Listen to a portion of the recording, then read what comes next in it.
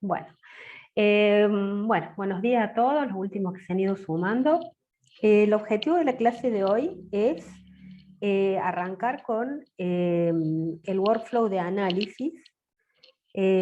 Nosotros hemos decidido hace un par de años en la cátedra, si bien utilizamos el proceso unificado de desarrollo para dar clase, tenemos una tendencia a concentrarnos mucho más en los artefactos de salida que producen los workflows que en toda la parte del workflow en sí, digamos, del proceso, porque entendemos que el proceso unificado, si bien a los efectos didácticos es ordenado y es extenso para que ustedes lo comprendan, digamos, el flujo, cómo son las tareas, qué se supone que se hace cuando no tienen experiencia, digamos, de haberlo hecho.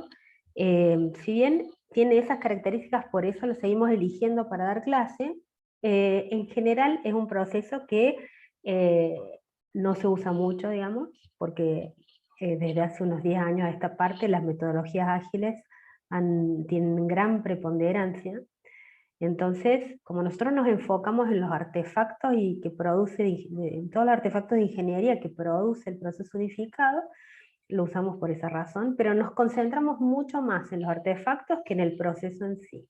Todavía nuestro el programa está armado de esa manera, por lo cual, digamos, pero entendemos que son cosas muy sencillas que en caso de no tener tiempo, ustedes las pueden leer y no les va a costar nada entender. De hecho, ya en ASI ustedes ya saben cómo es un workflow, qué son trabajadores, cómo son las actividades. No es algo que necesitemos gastar una clase para eso. Entonces, o hacemos clases invertidas para ese tipo de conocimiento, o lo leen ustedes por su cuenta y sin dudas lo vemos en clase. Pero nos enfocamos sobre todo en las herramientas nuevas que ustedes tienen que aprender a utilizar y en los artefactos. Entonces, la clase de hoy vamos a hablar de un artefacto que se llama diagrama de máquina de estados. En realidad no es un artefacto, el diagrama es la herramienta que me permite hacer una máquina de estados, ¿sí? Yo les voy a compartir ahora la pantalla de la presentación con la que vamos a trabajar, que también ustedes la tienen disponible en los materiales de la cátedra, donde dice presentaciones, que es la primera clase de máquina de estados. Tenemos dos clases de máquina de estado, una de máquina de estado básica, que sería la clase de hoy, y otra de máquina de estado avanzada. Así que si me permiten, yo les comparto mi pantalla y arrancamos. ¿Alguien tiene alguna duda? ¿Quiere preguntar algo hasta acá? No, profe.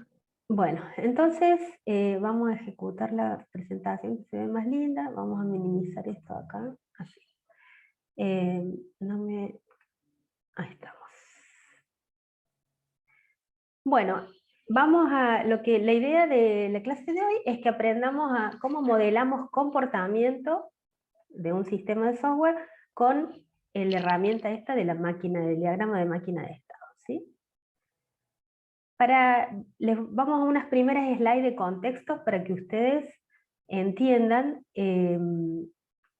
dónde se sitúa en los diagramas de UML este diagrama que vamos a aprender a usar hoy, que se llama diagrama de máquina de estados.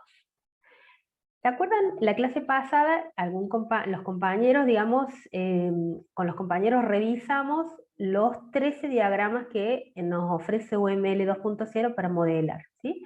Y vimos que había dos, de hecho dividimos en grupos distintos, me parece que era en este curso que se confundieron y los diagramas de estructura no los vimos, pero yo los repasé igual.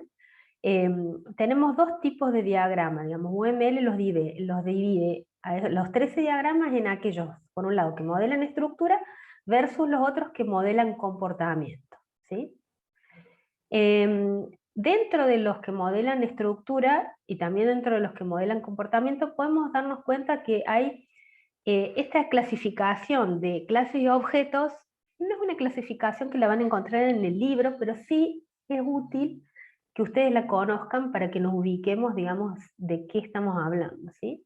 Modelan clases, mientras que otras modelan objetos, ¿sí? Veamos, los diagramas de clase, los diagramas de paquete, de estructura compuesta, de componentes y de despliegue, todos representan clasificadores más que clases, ¿sí? Porque no es literalmente clases, de hecho en el diagrama de despliegue ustedes van a encontrar nodos, pero que son clasificadores, ¿sí? Mientras que en el diagrama de objetos, modela objetos, ¿sí? ¿Se acuerdan que era un diagrama que era como un diagrama de clase, pero que me mostraba una instantánea con los valores que adquirían los objetos en ese momento que estábamos mirando, ¿sí?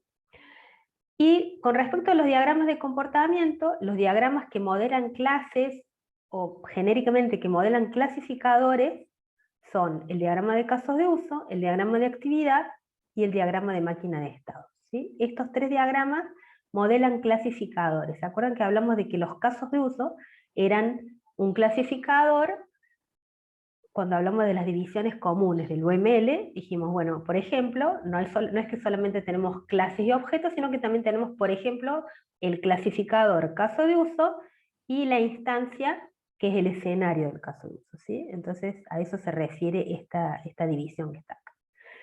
Mientras que todos los diagramas de interacción, ¿sí? Que son estos cuatro que están acá, modelan objetos, ¿sí? Son dinámicos y modelan objetos. Está el diagrama de comunicación y el diagrama de secuencia, que los vamos a ver más adelante, el diagrama de timing y descripción de interacción, y todos ellos modelan objetos, ¿sí? Nuestro diagrama de máquina de estado, que es el que vamos a ver hoy, fíjense, es un diagrama que modela comportamiento, modela clasificadores, de hecho modela clases de análisis, y se llama diagrama de máquina de estados.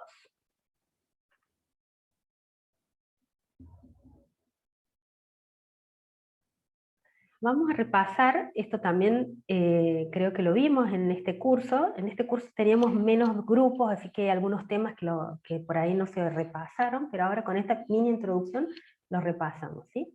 ¿Se acuerdan que nosotros en la cátedra trabajamos con el proceso unificado de desarrollo, el PUD, y también trabajamos con el RUP, que es el Rational Unified Process, que es una extensión del proceso unificado donde se le agrega el modelado de negocio y el workflow de despliegue, ¿sí? Los flujos de trabajo que están antes de los requisitos y después de la prueba, ¿sí? Y en general respeta exactamente, el RUP trabaja de la misma manera que trabaja el proceso unificado, nada más que está extendido con esos dos flujos de trabajo anteriores y posteriores a los que presenta el proceso unificado, y seguramente ustedes lo han visto en ASI porque el modelado de negocios es un tema de ASI, ¿no? Entonces, ¿se acuerdan que todo esto lo vimos con los grupos, que lo expusieron en la clase pasada? Vimos que en cada workflow trabaja para el ciclo de vida del software, digamos, lo trabajamos en 4 fases, que es la fase de inicio, de elaboración, de construcción y de transición, y cada una de estas fases trabajamos con pequeñas iteraciones donde cada iteración funciona como un mini proyecto donde se hace un poco de cada cosa, digamos, ¿sí? Hasta para poder obtener acá una pieza de código funcionando, salvo en la parte inicial donde todavía estamos definiendo el proyecto, digamos, pero cuando ya tenemos parte de los requisitos definidos, podemos llegar a hacer una iteración, digamos, de inicio a fin y obtener código funcionando. Entonces, el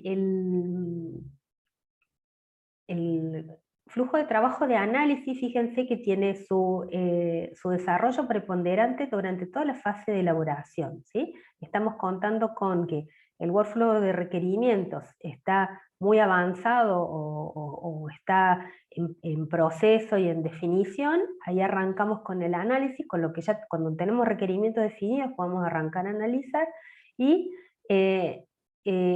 también cuando tenemos algo de análisis hecho, también podemos arrancar con el diseño. Ven que en la fase de elaboración es como que todos pueden arrancar, pero principalmente el workflow de análisis tiene preponderancia durante toda la fase de elaboración, ¿sí?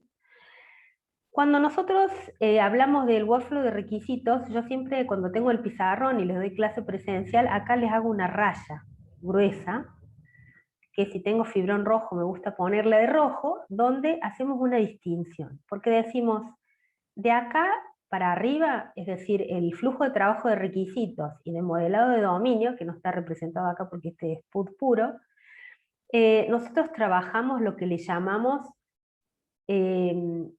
hacemos una distinción que tiene que ver con definir, trabajamos en el dominio del problema, ¿sí? Definimos de qué se trata, ¿sí? Entonces, antes de la raya decimos los requisitos y el modelado de negocio es para definir el dominio del problema. Mientras que del análisis en adelante trabajamos con el dominio de la solución, porque empezamos a ofrecer una solución al problema planteado en los requisitos, ¿sí? Eso es muy importante porque tanto el modelo de análisis, de diseño y de implementación tienen que ver con la solución que nosotros estamos definiendo para este sistema de información, ¿sí? Mientras que el modelo de negocio y los requerimientos están modelando el problema. Entonces, acá agregamos modelo de negocio y acá podríamos agregar el despliegue, digamos, y lo que muestra esta slide es cuál es el producto, digamos, ¿no? ¿Qué modelo me ayuda a obtener cada uno de los flujos de trabajo? Por ejemplo, el modelo de negocios, ustedes han visto, tiene como salida el modelo de negocios. El de requerimientos, el modelo de requerimientos. Y cada workflow tiene como salida un modelo que se llama igual que el workflow, a diferencia del workflow de diseño que, fíjense, tiene dos modelos, ¿sí? El modelo de diseño, pero además, durante el diseño también yo tengo que obtener el modelo de despliegue, ¿sí? Porque el despliegue, que tendría que estar acá, digamos, no me da un modelo. El proceso de despliegue me da el código instalado en el ambiente en el que va a estar productivo, digamos, ¿no? El modelo lo hago en el diseño y lo ejecuto durante el despliegue. ¿Estamos bien hasta acá, chicos? ¿Tienen dudas de esto? Esto repaso un poco, ¿no? De lo que hicimos en la clase pasada para poder vincular con esta clase.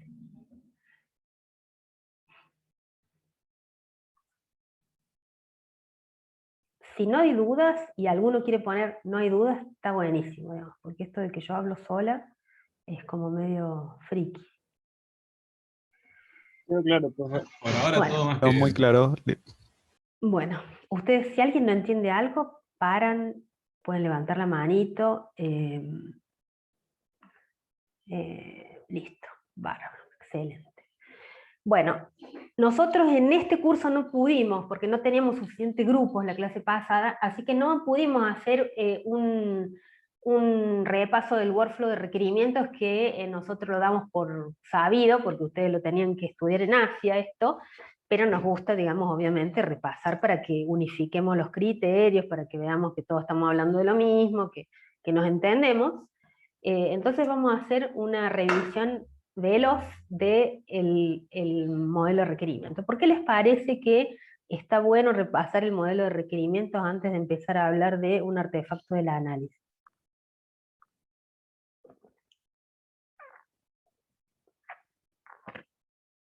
Definimos el sistema antes de plantear la solución, digamos. O sea, definimos las funciones que tiene que tener el sistema, los requerimientos, todo eso.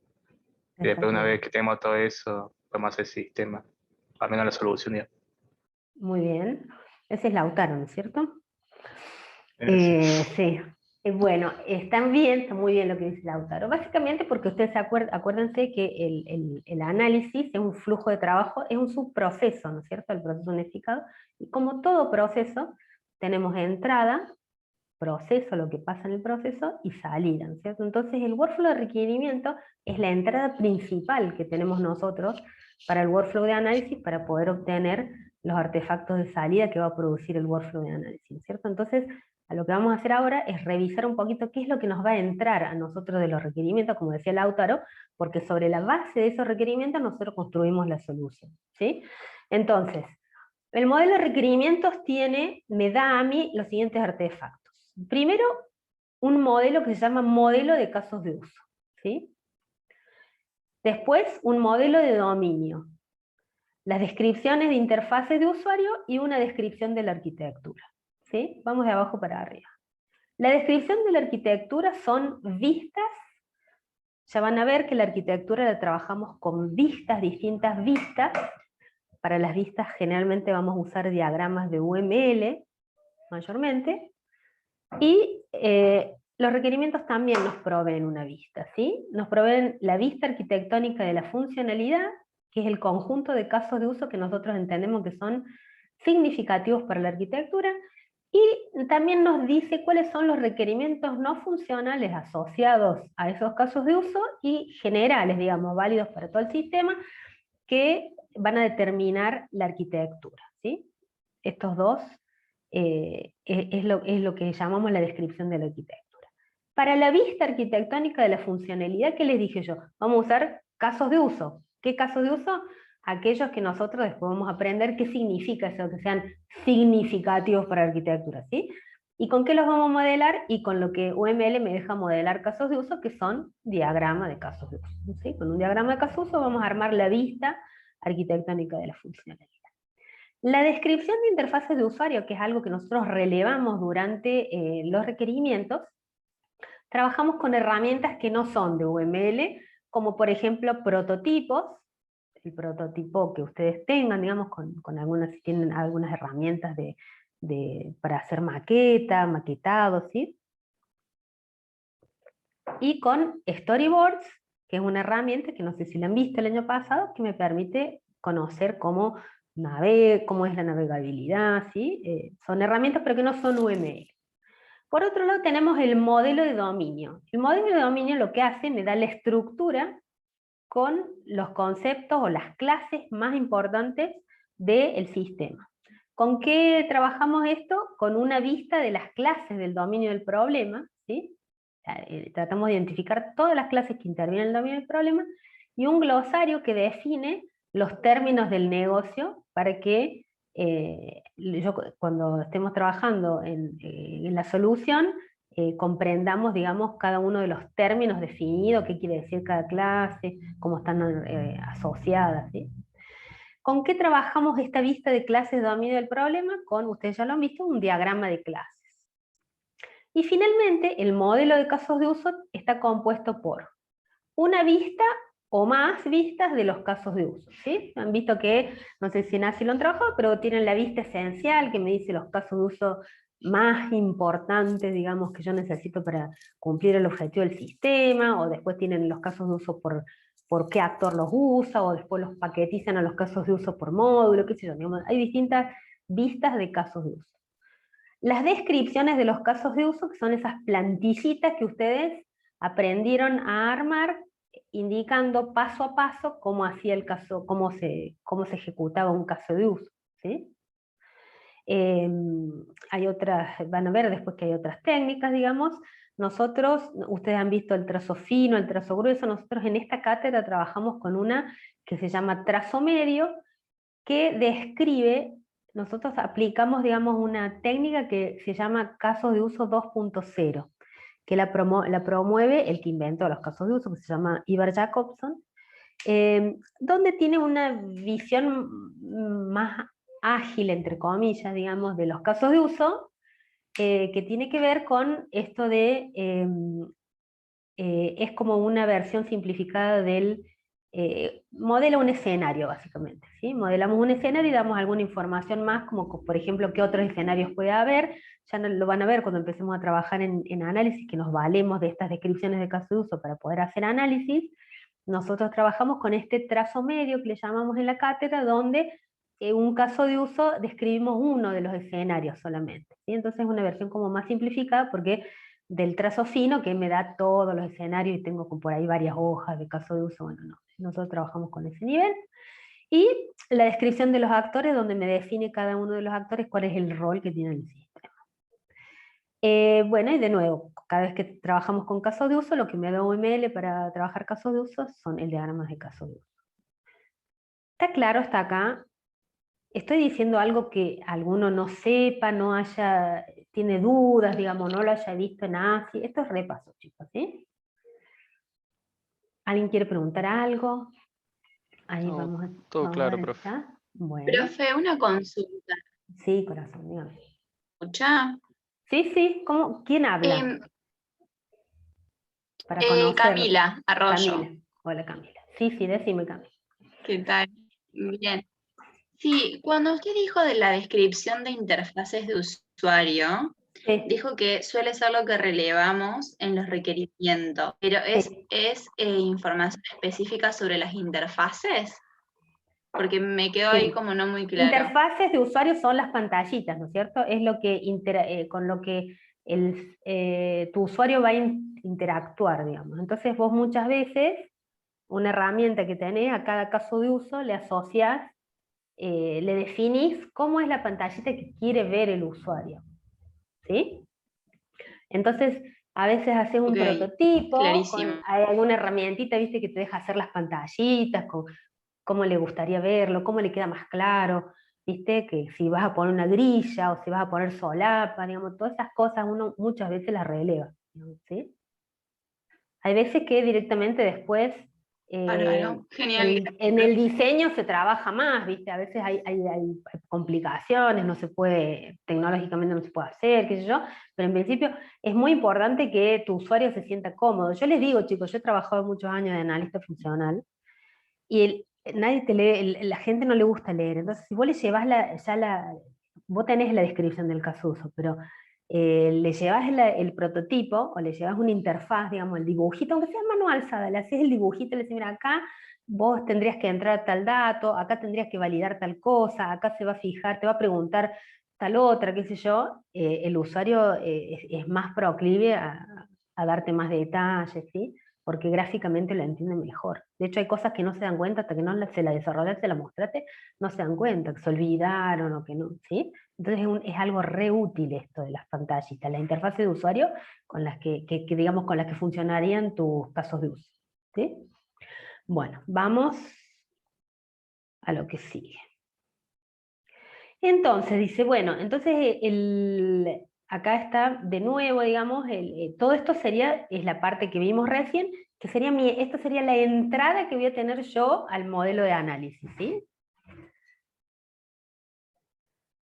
Acá está, ¿ven? Acá tenemos esto es lo que me entra, que esto que vimos recién, acá está el workflow de análisis, y nosotros nos vamos a concentrar en lo que produce el workflow de análisis, ¿sí? Esto lo vamos a ir viendo todas las clases, clase por clase, cada uno de estos artefactos, cómo nos sirven a nosotros para hacer análisis del sistema, ¿sí?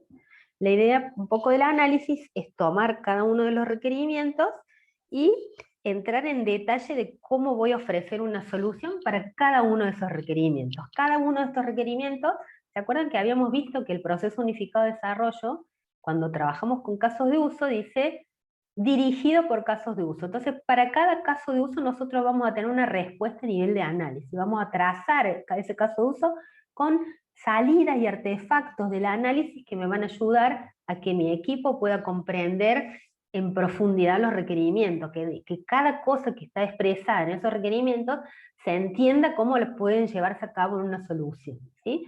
Esto, el análisis es algo que se hace a nivel lógico, digamos, en papel, con diagramas, en papel entre comillas, digo, no, nadie lo hace en papel, pero lo hacemos con herramientas que hay, sí, qué sé yo, porque es más barato que ponerse a programar para poder entender las cosas, digamos, ¿sí? Hacemos todo este trabajo de análisis, se hace antes de diseñar y antes de implementar, para que el equipo que tiene que desarrollar la solución pueda entender a fondo de qué estamos hablando, ¿sí? Para tratar de limar todas las contradicciones, las inconsistencias que tenemos, ¿sí? Entonces trabajamos este modelo de análisis. ¿Cuáles son las salidas y los artefactos que vamos a obtener nosotros en nuestro modelo de análisis? Son estas cuatro, ¿sí? Vamos a empezar de abajo para arriba, porque la descripción de la arquitectura, así como teníamos descripción de la arquitectura a nivel de modelo de requerimientos, digamos, a nivel de el workflow de requerimientos, el análisis también me va a proveer de todos aquellos artefactos de análisis significativos para la arquitectura, ¿sí? Yo voy a agarrar de este workflow y de los productos que tengo del workflow voy a tomar aquellos y voy a tener una vista de análisis, ¿sí? Donde van a estar aquellas cosas que me puedan definir la arquitectura, ¿sí? Después vamos a ver exactamente qué son.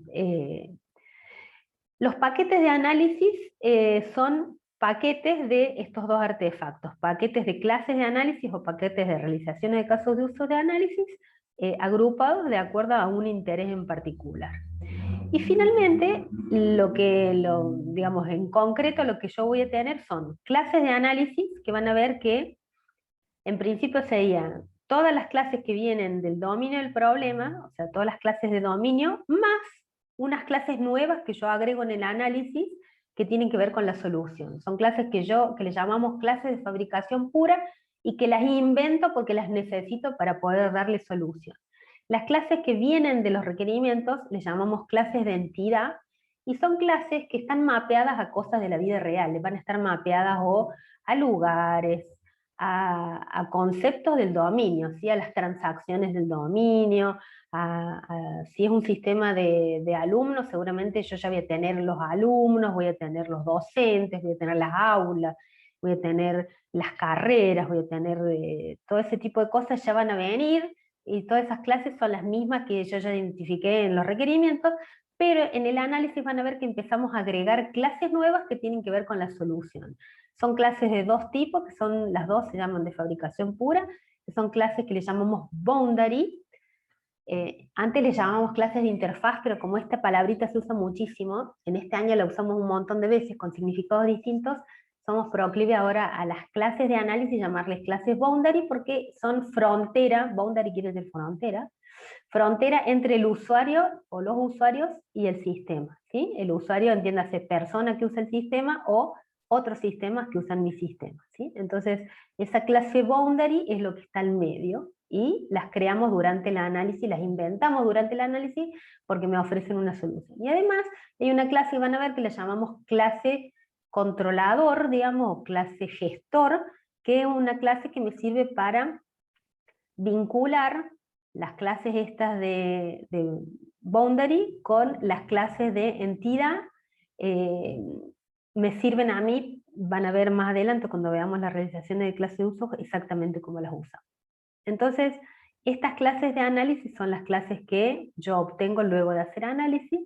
Y por último, las realizaciones de casos de uso de análisis es un artefacto que me permite hacer un análisis por cada caso de uso de los escenarios más importantes, donde yo veo cómo se relacionan los objetos que identifique, ¿sí? Tanto los objetos que vienen del dominio, o las clases que vienen del dominio, con las clases de fabricación pura que yo necesito crear para que un caso de uso se pueda ejecutar completamente, ¿sí? Entonces, esos serían los artefactos. Ahora, chicos, les estoy dando los títulos, digamos, ¿no? Después, cada una de estas cosas, sobre todo estas dos, vamos a entrar muy en profundidad, ¿sí?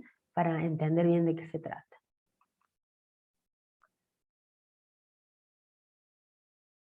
Entonces, aquí en este gráfico, lo que vamos a ver, así como vimos, qué herramientas de UML me sirven para construir el workflow de requerimientos. ¿Se acuerdan que dijimos acá usamos esta herramienta, acá usamos el diagrama de caso de uso, qué sé yo? Lo mismo vamos a hacer con el análisis. Entonces, la descripción de la arquitectura, después van a ver que usamos paquetes y usamos las mismas herramientas con las que definimos los artefactos que produce el modelo de análisis, digamos. Esta es una vista más chica, digamos, de los productos que tenemos acá. Los paquetes de análisis, obviamente, usamos un diagrama de paquetes, ¿sí? Las clases de análisis, usamos el diagrama de clases para que modela clases, y acá usamos el diagrama de máquina de estados, ¿sí? Acá entra el objetivo de la clase de hoy que ustedes aprenden. Entonces, si yo les pregunto, ¿qué modelamos con diagrama de máquina de estado? ¿Ustedes qué tienen que contestar? Las transiciones por las que puede pasar un objeto. Sí, eso ya es más elaborado, pero en principio modelamos clases de análisis, ¿sí? La herramienta diagrama de máquina de estado me sirven para modelar clases de análisis. Ahí contestó alguien. Ay, perdón.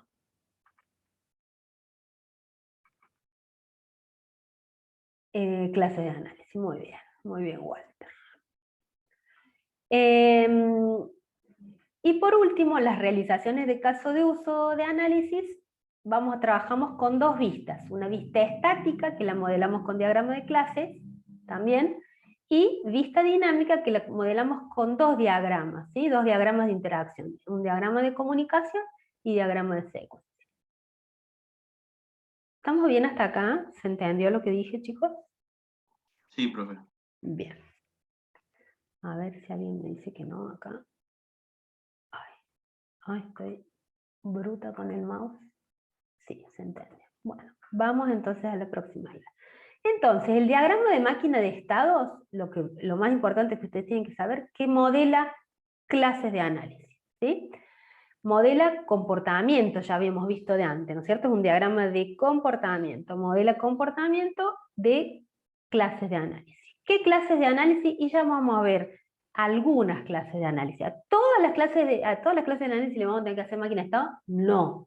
Nosotros vamos a ver un sistema, vamos a ver los requerimientos y vamos a identificar aquellas clases que nos interese y que sean más importantes y que tengan características que tiene sentido hacerle máquina de estado, ¿sí? Que era un poco lo que decía el compañero hace un ratito, aquellas que tienen transición y que esas transiciones me interesan, ¿sí? Como nosotros vamos a trabajar una herramienta que modela clases de análisis, vamos a repasar, ¿se acuerdan este dibujito que lo vimos en la primera clase? ¿Sí? Vamos a repasar, y porque el diagrama con el que vamos a trabajar se llama máquina de estados, vamos a repasar estos conceptos para que ustedes lo tengan fresco en la memoria y sepamos de lo que estamos hablando cuando avanzamos con el tema de la máquina de estados.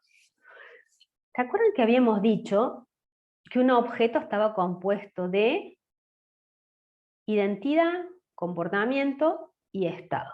¿Sí? Habíamos dicho la identidad es lo que hace que yo pueda saber que este es un objeto y el otro es otro objeto distinto, ¿sí? Aunque todo el resto sea igual. ¿Sí? Que nosotros en los sistemas orientados a objetos identificamos a los objetos a través de el espacio, digamos, el tiempo y el espacio, que es la dirección de memoria que ocupa ese objeto, ¿sí? Eso dice que ese es uno, y otro objeto que tiene una dirección de memoria distinta es otro, aunque el comportamiento, los métodos sean iguales, y el estado, los atributos y sus valores sean iguales, pero son dos objetos distintos porque uno tiene una dirección de memoria y el otro tiene otra, ¿sí? Entonces ocupan lugares distintos, entonces son dos objetos. El comportamiento es todo aquello que puede hacer el objeto que nosotros lo vemos con las operaciones que hace el objeto, o los métodos que tiene el objeto, que es lo que permite hacer. Mientras que el estado, que es lo que nos interesa a nosotros hoy, es qué sabe o qué guarda el objeto, ¿sí? ¿Se acuerdan que decíamos nosotros que el estado es el valor que adquiere un atributo en un momento de tiempo? ¿Sí? Hay atributos de los objetos que muchas veces tienen valores invariables, ¿sí? Mientras que hay otros atributos que hacen que los objetos tengan valores variables, ¿sí? Por ejemplo, en un sistema académico, los valores invariables de un alumno, por ejemplo, es su DNI y su legajo alumno. Yo desde que entré a la facu tengo el mismo legajo alumno y no va a cambiar jamás. Cuando entré me inscribieron, tengo ese numerito y es el que me identifica a mí como que fui alumna de la facultad, ¿sí? Y el DNI también es un numerito que me lo da a mí el Estado para poder identificarme como persona, digamos, de este Estado, del Estado de Argentina, donde nosotros vivimos. Entonces, todos los otros, yo les diría que estos serían los únicos que no cambian. Todos los otros, yo puedo cambiar el nombre, podemos cambiar la identidad de género y tener un género distinto al que nos identificaron cuando entramos a la facultad. El estado civil, digamos, yo cuando entré a la facu estaba casada, digamos, ahora estoy divorciada. Y la situación académica también, uno se puede inscribir y es alumno regular, pero después no rinde las 2 materias por año y es alumno que están en una situación académica libre, ¿no es cierto? Hay valores que van cambiando. Entonces, nos vamos a enfocar en aquellos atributos que tienen valores que cambian, ¿sí? Este era el slide entera. Entonces, ¿qué atributos son los que nos interesan para el modelo este que estamos enfocados en la clase de hoy? Aquellos atributos que son variables, ¿sí? Y cuando cambian el valor, esos atributos que son variables, cuando cambian, hacen que el objeto se comporte de una forma distinta. No es lo mismo un alumno que tiene una situación académica de alumno regular de un alumno que tiene una situación académica de alumno no regular. ¿Por qué? ¿Qué es lo que cambia? ¿Qué operación puede hacer un alumno que está en situación académica regular que no puede hacer un alumno que no es regular? Inscribirse a Inscribir y materias. cursar.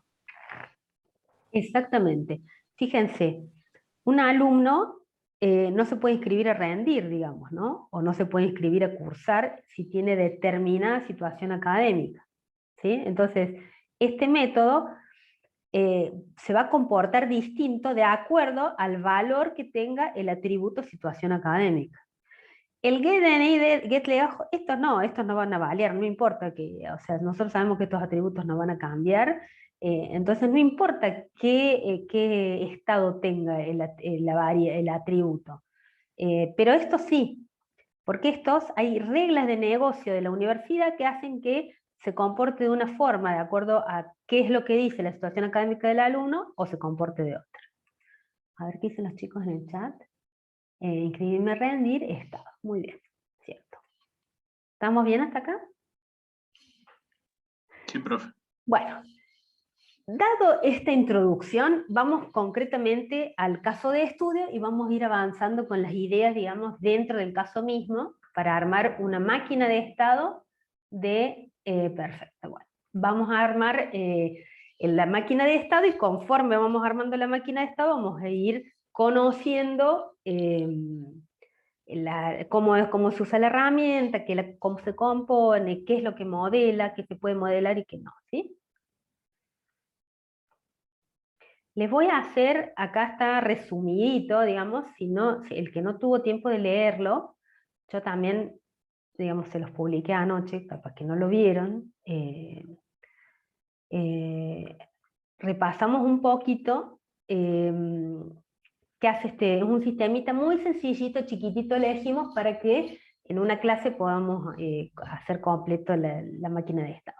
Entonces, el objetivo del sistemita de la pizzería es administrar los pedidos de venta de pizza y cobrarlos, ¿sí? Y además brindar información de la gestión, ¿sí? Me permite obtener reportes que tengan que ver con la venta, el mostrador y el cobro de los pedidos estos que hace una gente que va a la pizzería. Los alcances definidos para este sistema son administrar pizzas con sus precios, ¿sí? ¿Qué es lo que vende? ¿Sí? Este sería el producto que vende en mi negocio. Administrar variedades, tamaños y tipos de pizza, ¿sí? ¿Por qué? Y porque los precios de las pizzas obviamente van a estar determinados a partir de el tipo de pizza, ¿sí? Es más cara una pizza de palmito que de mozzarella. Los tamaños, una pizza más chica y una pizza más grande también van a tener precio distinto, y variedades, ¿saben que no me acuerdo qué eran las variedades? Si era la piedra o era media masa, eso era la variedad, ¿sí? Si pide pizza a la piedra será un precio, si pide pizza a la media masa será otro. Gestionar la facturación de los pedidos y el cobro, ¿sí? Un sistemita donde viene el cliente, se hace el pedido, una vez que la pizza está hecha y se va a entregar, se factura y se cobra, ¿sí? Eso funciona así. Y después, toda reportería, digamos, que tiene que ver con la venta, que es la pizza que más se vende, todo eso. Es toda información que me ayuda a mí a gestionar mejor el negocio, ¿no? Saber qué mercadería tengo que tener, cada cuánto tengo que comprar mozzarella, todo ese tipo de cosas, ¿sí? Las reglas de negocio los tengo en otra slide, por eso no me voy a atorar ahora para verlas, ¿sí? que están acá como comprimidas.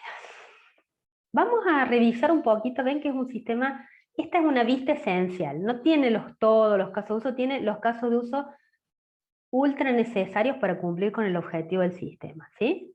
Ustedes han visto en ASIS, vista esencial.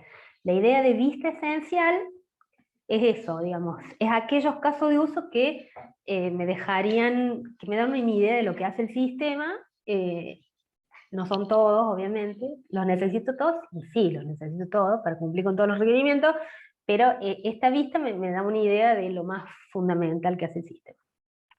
Fíjense, acá he identificado dos actores. Por un lado, el empleado de la pizzería, ¿sí? Y por otro lado, el administrador. El administrador normalmente lo que hace es configura el sistema antes de que lo empiece a usar, y el empleado de la pizzería es el que genera las transacciones. ¿Se acuerdan que hablamos de esto?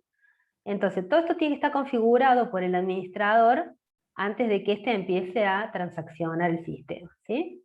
¿Qué necesitamos configurar? Y hay que registrar el tamaño, la variedad, la pizza finalmente, ¿sí? Y después, acá fíjense, tiene 3 reportes, ¿sí? Este le permite obtener de la información del sistema distintos reportes. Mientras que el empleado de la pizzería, ¿qué hacía? Le decía, fíjense que vamos a encontrar acá, y transacciona, ¿sí? Genera la factura y registra los pedidos. ¿Estamos? ¿Se entiende lo que hace el sistema, chicos? ¿Alguna duda hasta acá? Profe, ¿Se entiende? Sí, diga, sí, se diga. entiende. Yo quería hacer un aporte. Dale. Si se podía en la medida de lo posible, porque entiendo que lo subió el cronograma al informe de Sí, que está el leamos. PDF. Si se puede mandar un mensajito de que se subió algo o que hay que leer algo, porque por ahí uno se olvida básicamente de entrar a la UV y por ahí en el autogestión, si nos llega el mensajito, por ahí uno entra directamente a la UV o publique algo o algún mensaje que nos indique que tenemos que entrar a la UV para verlo. Bueno, está bien, está bueno lo que me decís. Cada vez que actualice el coso les pongo un mensajito, les voy a poner, vayan a mirar el cronograma y van a encontrar novedades, ¿sí? Hay novedades en el cronograma, una cosa así, ¿puede ser? Sí, sí. No hay ningún problema, dale. Me comprometo, lo voy a tratar de cumplir lo mejor que pueda. Bueno, vamos con la estructura, ¿sí? La estructura es re útil, chicos, esto. Aprendan, háganse re amigos, porque ustedes miran los diagramas de clase y uno entiende cómo funciona. De este lado, ¿ven mi mouse? ¿Sí? ¿Se ve el mousecito mío que...? Sí, De profe. este lado es lo que le llamamos en la industria, le llamamos definición de producto, ¿sí? ¿Por qué? Porque es el producto que vende el negocio mío. Entonces acá está la definición de producto de la pizza. ¿Qué vendemos? Pizza. Fíjense que la pizza tiene varias clases que tiene atributos referenciales, ¿sí? Que no lo íbamos a poner acá porque son muchos objetos de tipo pizza, entonces lo sacamos a una clase, entonces tiene un atributo referencial que para definir una pizza le ponemos un nombre, decimos el tipo de la pizza. Tipo de pizza dijimos de palmitos, de calabresa, de mozzarella, qué sé yo. Después, variedad de pizza, habíamos dicho, o es al revés, chicos. El tipo pizza era si es media masa o a la piedra, y el variedad de pizza, porque acá tiene ingredientes, es si variedad de pizza era si era palmitos, calabresa, ¿sí? Entonces necesitamos saber las dos cosas. Y, a ver qué dicen acá. No, el tipo es a la piedra o en molde. Bien. Perfecto. Y el tamaño pizza es si es de 4 porciones, 8 porciones, ¿sí? Entonces, cuando uno define la pizza, el administrador se sienta, carga todos los tipos de pizza, las variedades de pizza, los tamaños que va a vender, y le genera, dice, bueno, una pizza que se llama pizza calabresa, que es a la piedra, y tiene de ingredientes, tiene salame, mozzarella y olivas negras, y en la de 4 porciones le vamos a poner 600 pesos, ¿sí? Y la de 8 porciones, le vamos a poner 850 pesos. ¿Está bien? Y acá están todos los métodos que a mí me sirven para manejar los atributos referenciales de la pizza. ¿Sí? Get nombre, para saber el nombre de la pizza, el precio, ¿sí? Get tamaño de pizza, va y le pide acá, decir, bueno, búscame el tamaño de... Tiene un puntero acá que le dice cuál es el tamaño al que está apuntando esta pizza, este objeto tipo pizza.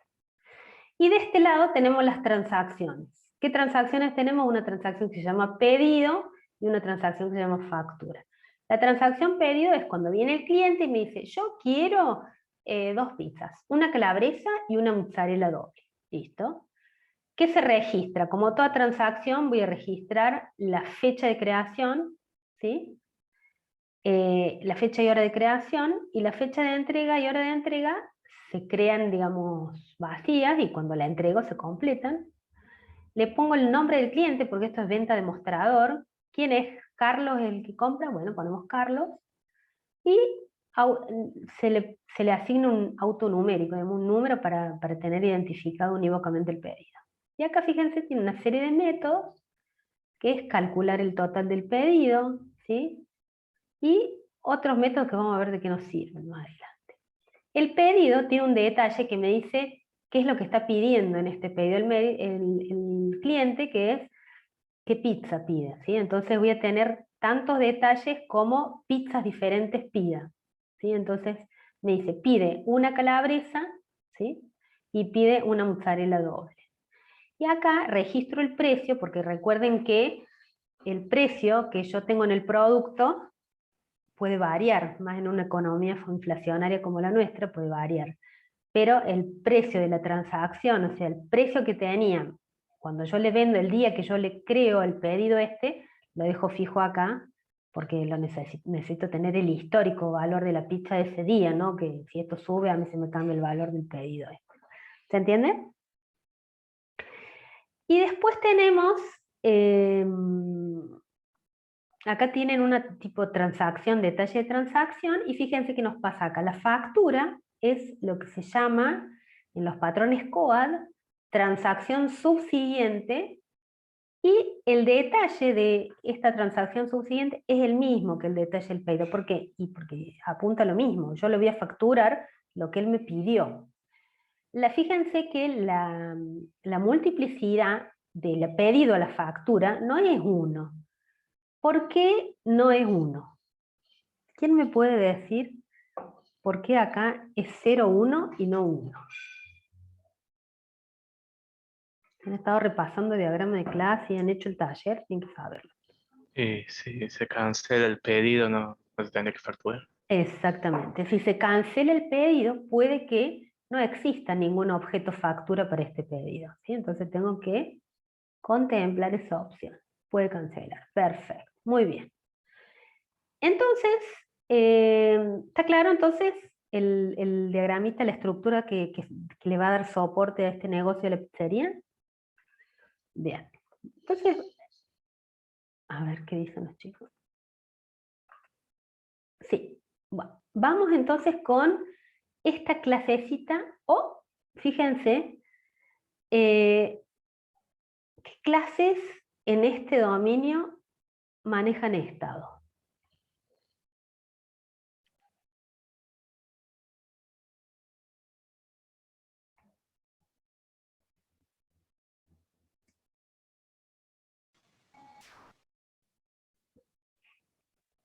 A ver, ¿quién contestó? ¿Cómo, profe? ¿Cómo le pregunta? ¿Qué clases en este dominio manejan estado? Acá entonces me pone Pedido, profe. Daniel, las transacciones, pedido, la factura, muy bien, exactamente. En general, las clases más interesantes para manejar los estados, pedido, factura, exactamente. Son las transacciones, ¿sí? ¿Por qué serán las transacciones las clases más interesantes para manejar estado? ¿Qué les Porque parece? son las que pasan por más... O sea, son las que tienen más cambios en realidad. Porque Son las que otras tienen son como... estáticas, son ¿no es cierto? sí, Estas son las que van claro, variando, exactamente. Pero además, porque las reglas del negocio normalmente están definidas son las que pautan cómo van a ser esas transacciones, ¿sí? ¿Alguien me puede decir qué es una regla de negocio? ¿Es algo que impone el cliente sobre alguna restricción que tenemos o alguna condición que se tiene que cumplir? Ujú. Perfecto, exactamente eso, ¿sí? Es un modo de usar el sistema, que es una política del cliente para hacer uso del sistema de esa forma y que nuestro sistema le tiene que dar soporte a esa forma que él exige, plantea o quiere, digamos, ¿sí? Pero que además, ¿qué quiere decir? Y que se podría usar de otra. Y sí, se podría usar de otra. Si no tengo definida correctamente la regla de negocio, el negocio se podría usar de una forma que el cliente no quiere que se use. Entonces, es muy importante encontrar esas reglas de negocio, ¿sí? Ya les voy a dar un ejemplo ahora cuando veamos las reglas de negocio de la pizzería, lo que podría pasar si nuestro sistema no soporta correctamente las reglas de negocio. Entonces, la única forma de establecer el estado de una transacción o de una clase en general es apuntando a una clase de estado.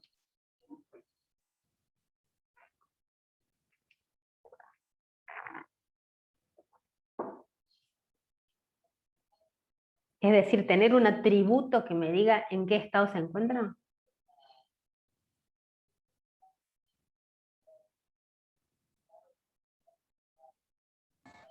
No, capaz lo podés manejar por las fechas.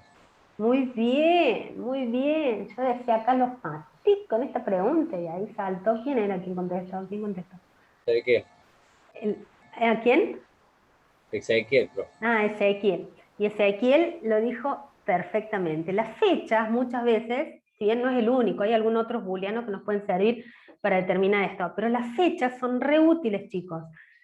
Siempre me acuerdo, Judith nos daba el ejemplo siempre, cuando hablábamos de estados, fíjense cuando ustedes van a alquilar, los videoclubs ya no existen más, pero los disfraces, no sé si alguna vez han ido a alquilar el disfraz. Cuando ustedes van a alquilar un disfraz, yo que tengo 3 hijas, imagínense la cantidad de disfraces que iba a alquilar, la cantidad de 25 de mayo, de todas esas que eran negras candomberas, y alguien quiere alquilar los disfraces, a vos te alquilan y la primera fecha que tenés es la del día del alquiler. Después te dice, mira, lo tenés que traer hasta el lunes y te sale tanto. Y después, si no lo traes el lunes y te demoras, por cada día que pasa te cobramos más caro, ¿sí? Entonces, ¿cómo sabíamos nosotros sin manejar estado que ese alquiler, esa clase de tipo alquiler que maneja la fecha de creación, la fecha de devolución propuesta y la fecha de devolución real, ¿cómo sé yo, por ejemplo, sin tener un estado, si el disfraz lo devolvieron o no? Y si tiene fecha de devolución.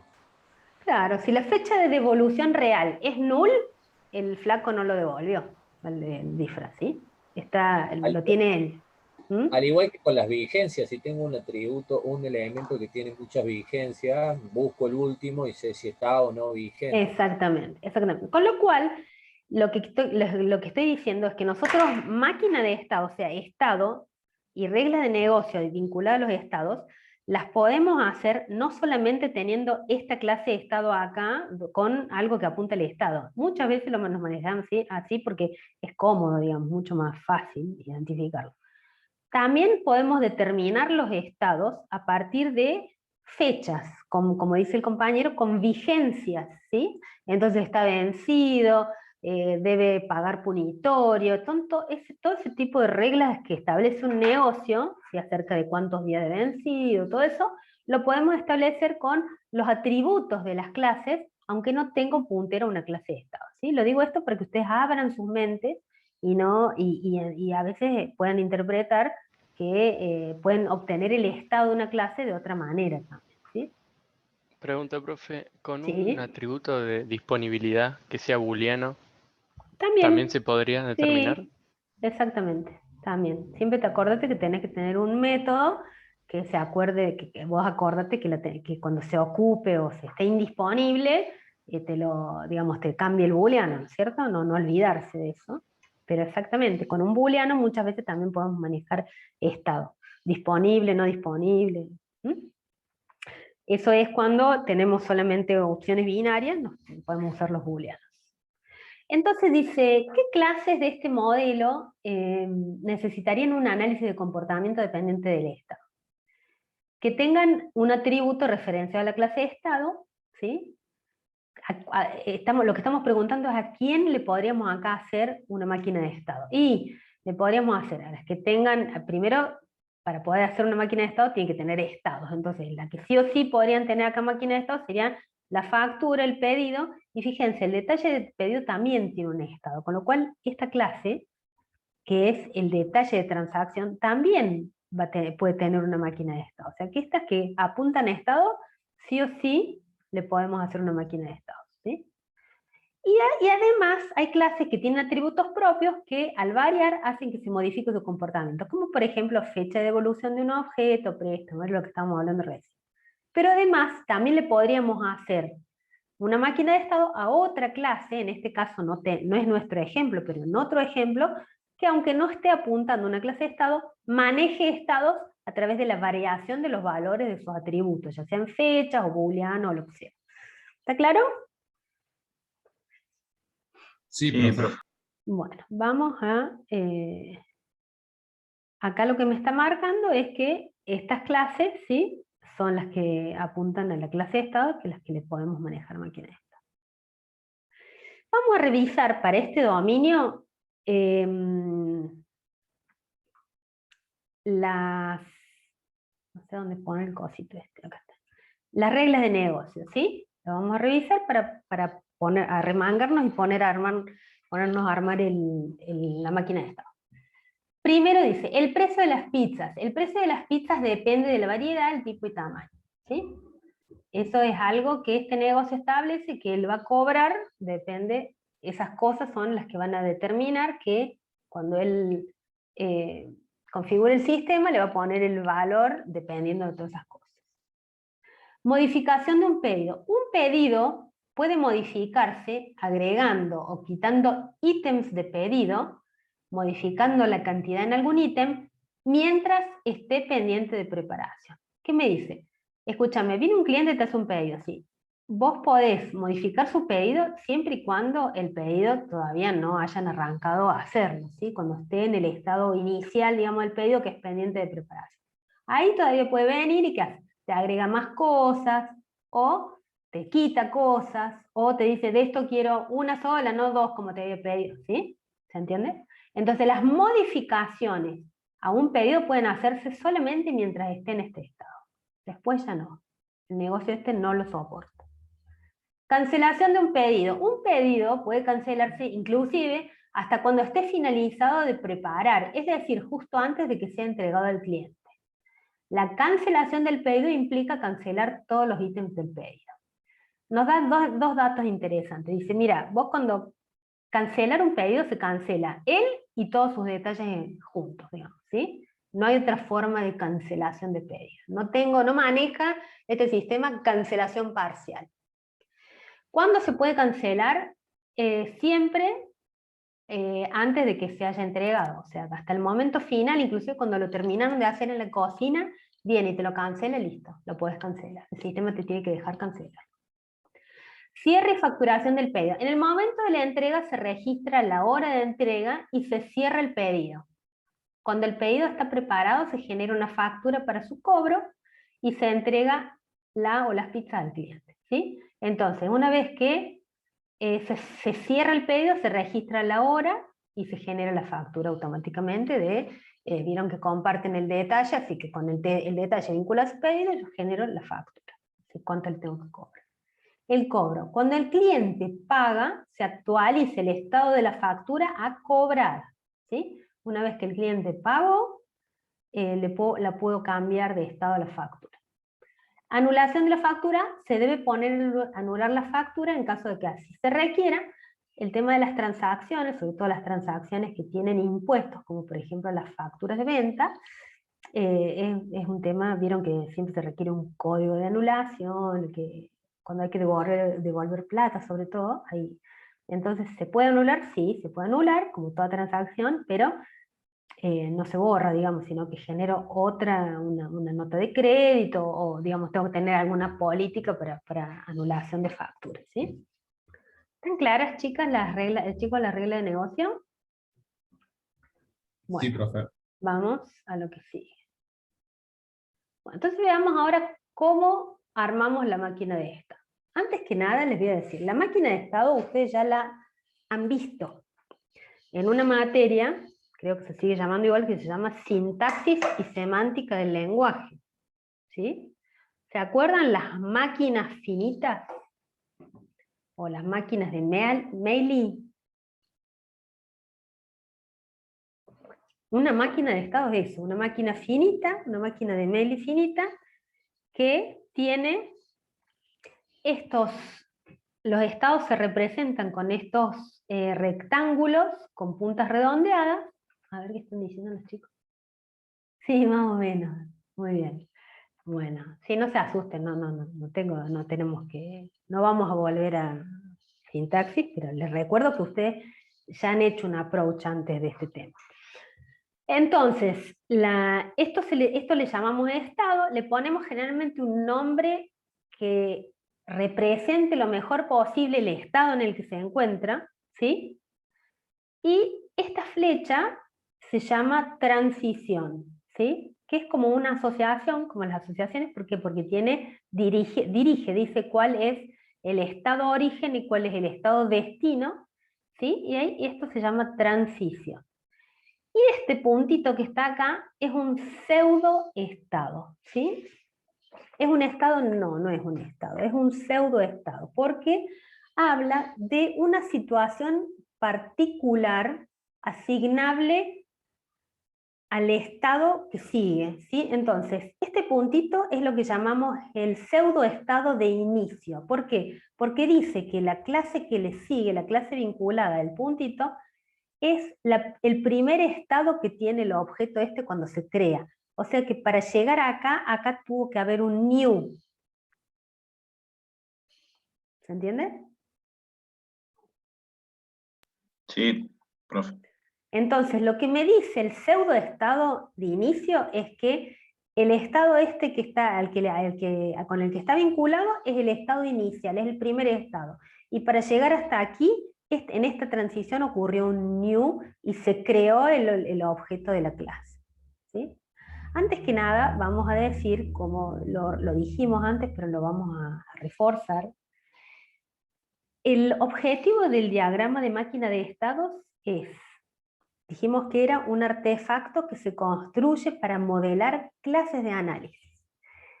¿Qué clases de análisis son interesantes? En primera instancia les diría que las subclases de clases de tipo entidad, que no son las de fabricación pura, sino que son clases de entidad trazables a los requisitos, digamos, que los descubrimos, que están en el modelo de dominio del problema.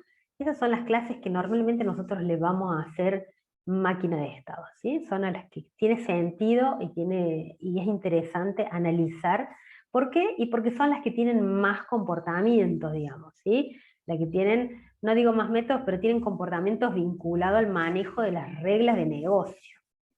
Entonces, por eso, las clases de tipo entidad son las que candidatas a que algunas de ellas, aquellas cuyo comportamiento cambia de acuerdo al estado en que se encuentre, esas clases son las que nosotros les vamos a construir máquinas de estado, ¿sí? Entonces, ¿qué me va a mostrar una máquina de estado? Me va a mostrar todos los estados por los que los objetos de una clase determinada podrían llegar a pasar, ¿sí? Eso es lo que muestra. El objetivo de un diagrama de máquina de estados es mostrar todos los estados y todas las transiciones que van a tener todos los objetos de una clase durante el ciclo de vida de ese objeto, ¿sí? ¿Eso qué quiere decir? ¿Que todos los objetos van a pasar por todos los estados? Y no. No, porque si yo creo un objeto y al toque lo cancelo, y todos los otros estados no va a pasar. Ese va a tener como un ciclo de vida cortito, que se crea y se cancela, y se acabó el objeto, digamos, lo elimino ahí al toque, pasó por dos estados y ya está. Pero mi máquina de estado tiene que contemplar ese caso y todos los otros. de todos los objetos que yo creé para esa clase, y no todos los objetos van a usar todos los estados. Algunos usarán los estados, digamos, nosotros le llamamos el caminito feliz, digamos, que hacen el curso normal del caso de uso, de los casos de uso, y algunos otros, bueno, hacen todas las excepciones, digamos, ¿no? Las eliminaciones, las cancelaciones, etc. Entonces, veamos en concreto para el dominio del pedido. Fíjense, yo tengo una clase pedido que tiene estos atributos: la fecha y hora de creación, fecha y hora de entrega, el nombre del cliente y el número, ¿sí? Apunta a un estado. Lo primero que me decía la regla de negocio es que el primer estado, que es el que es modificable, digamos, del objeto, el objeto pedido, se llama pendiente de preparación. No sé si ustedes tienen el enunciado. Yo no me quiero pasar porque ustedes no van a ver la pantalla mía, están viendo la presentación. En el dominio del problema, si ustedes se bajaron el PDF donde explica lo de la pizzería, van a ver que dicen que cuando se crea un pedido, está en estado pendiente de preparación. Eso quiere decir pendiente de preparación. Entonces, el primer estado asociado a el pseudoestado inicial es pendiente de preparación, ¿sí? Se registran los pedidos que los clientes realizan en el mostrador, informando el nombre del cliente para llamarlo cuando el pedido esté listo, la fecha y hora de creación, la cantidad de pizzas de cada variedad, tipo y tamaño. Por ejemplo, 2 pizzas de molde de 8 porciones de jamón y morrones, y una pizza a la piedra de 4 porciones de palmito, ¿sí? Todo eso va a estar acá en el detalle del pedido, ¿cierto?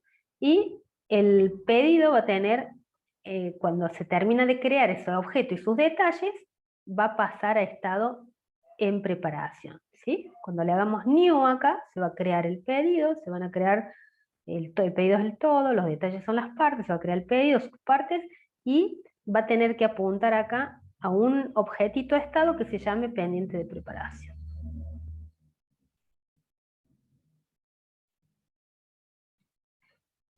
Dice, un pedido puede modificarse agregando o quitando ítems del pedido, modificando la cantidad de algún ítem, mientras esté pendiente de preparación. O sea, mientras el pedido esté acá, en pendiente de preparación, si el cliente viene, se arrepiente y me dice, che, no, en realidad no quiero 2, quiero una pizza, listo. Le borramos un detalle. La regla de negocio, profe, ¿no? Exactamente, esa es la regla de negocio. Así, si tu pedido está en este estado, podemos modificarlo, ¿sí? Podemos quitar detalles o modificar cantidad en el detalle o eliminar un detalle, ¿sí?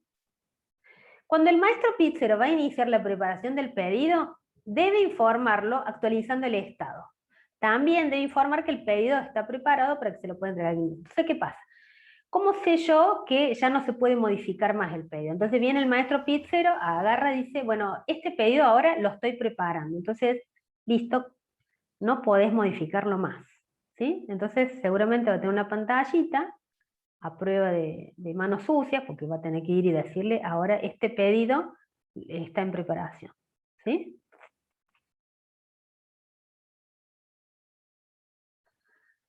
Y una vez que dice, bueno, una vez que termina de estar en preparación, lo pasamos a pendiente facturación. ¿Qué quiere decir? Que ahora ya lo podemos llamar al cliente para entregárselo. Ahí está la pizza calentita al lado del horno, esperando que venga el cliente cuando yo lo llame, se presente, o llegue en su auto, o venga a su casa, lo que sea, y para llevarse, y está ahí la pizza lista para que él cuando venga se la lleve. Entonces, un pedido puede modificarse agregando, quitando ítems de pedido, modificando la cantidad mientras esté acá, ¿sí? Cuando ya está acá no lo podemos modificar más. Cuando el maestro pizzero va a iniciar la preparación del pedido, debe informarlo, bueno, esto ya está. Bueno, entonces, ¿qué me está diciendo? ¿Y cuándo se acuerdan cuándo lo podía cancelar? Hasta acá inclusive lo podía cancelar. Si llama, en vez de venir a buscársela para facturársela, me dice, no, lo cancelo. Y bueno, listo, se la cancelamos. Me tiene que dejar el sistema. Dice, facturación del pedido. Cuando el pedido está preparado, se genera la factura, ¿sí? Entonces lo que puede hacer es, cuando pasa acá en pendiente de facturación, la facturamos, generamos la factura, ¿sí? Dice, en el momento de la entrega se registra la hora de entrega y se cierra el pedido, ¿sí? Acá debe tener, ¿se acuerdan que en la clase pedido tiene fecha de entrega? Esta fecha y hora está vacía hasta que llegamos a ese momento de entrega. Hoy esta transición es como lenta. Pero sí. ahí nos faltaría desde pendiente facturación a un estado cancelado, o sea, no a un estado, a una terminación en realidad. Y ya viene. Ah. Ya vamos.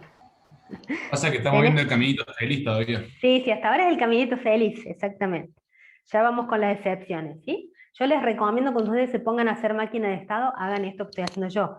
Primero hagamos el caminito feliz o el que nosotros creemos 80-20, que es el que va a hacer la mayoría de las veces. ¿Por qué? Porque IB es por el que garantiza que el negocio funcione. Y después vamos a las excepciones, porque un buen sistema de buena calidad tiene en cuenta todas las excepciones para que no me quede colgado en la mitad con algo, ¿sí?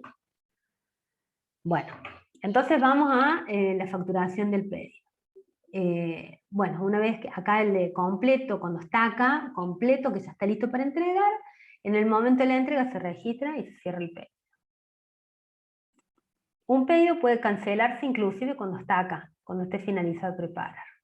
La cancelación del pedido implica cancelar todos los ítems. Bueno, acá está el cancelado que decía el compañero, que efectivamente, como dice él, es un estado final. Este era un pseudo estado de inicio que decía que el estado que sigue es el primer estado y llego a él a través de un new, mientras que este indica un pseudo estado final, y el pseudo estado final habla de que los estados que están vinculados a un pseudo estado final son estados finales. Es decir, estos estados no pueden volver para atrás, solamente terminan.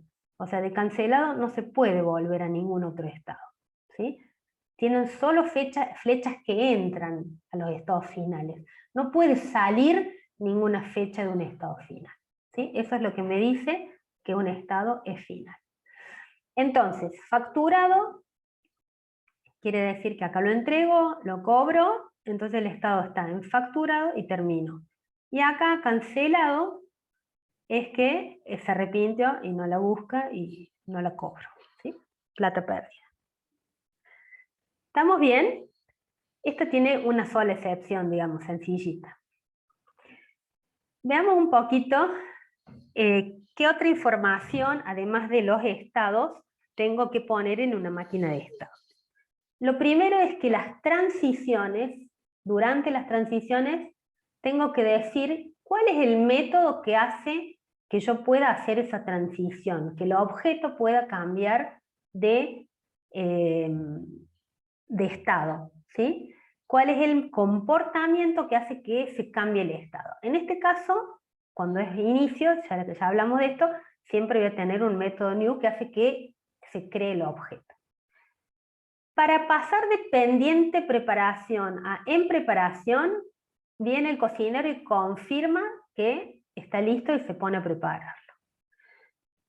Cuando lo terminó de hacer para que pase pendiente de facturación y le puedan avisar y llamarlo al cliente que la puede venir a retirar, tenemos un estado que se llama terminar. Y de pendiente facturación a facturado se llama facturar. Y cuando cancelo, como lo voy a llamar, cancelar, ¿sí? Entonces, son los métodos que tiene que tener mi objeto de tipo pedido o mi clase de tipo pedido para que se puedan hacer las distintas transiciones. ¿Está claro esto, chicos? Entonces, fíjense, en la clase pedido yo tengo que tener un método, sí o sí, que se llame cancelar, que permita que se haga esta transición.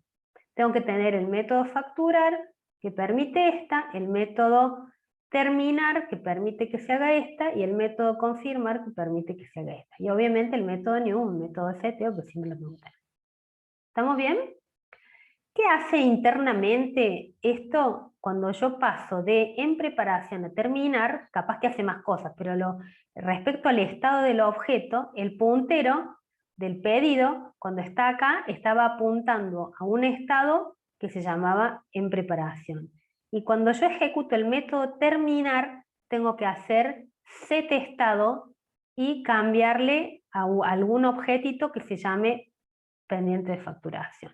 Eso es lo que hace internamente este método.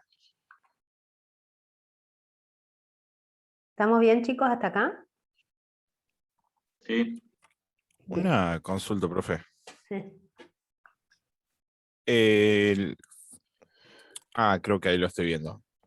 Porque puede ser que haya un disparador y después de ahí lo que la cancela.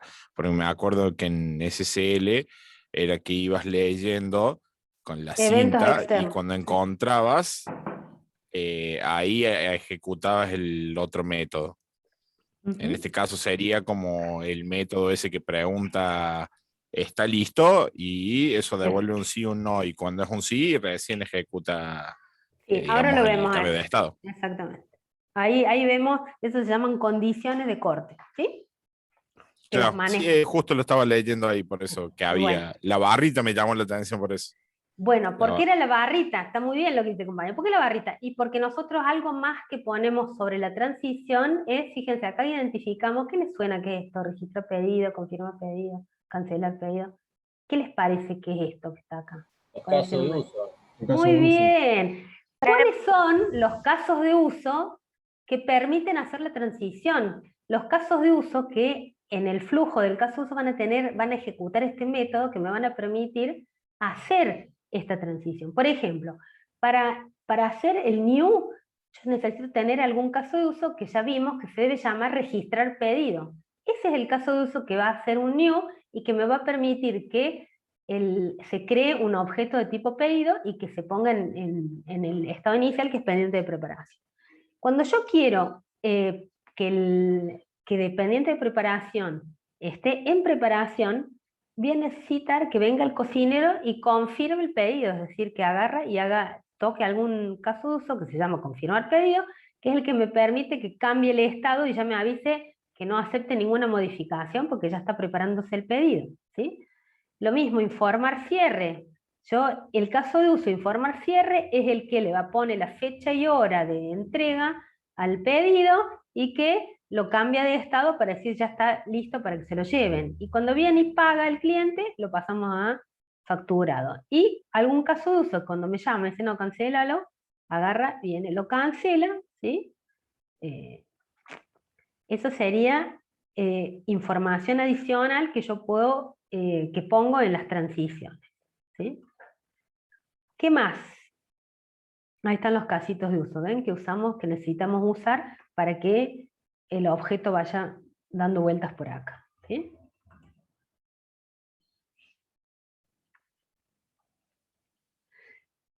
Quiero que le presten atención a la modificación de pedido.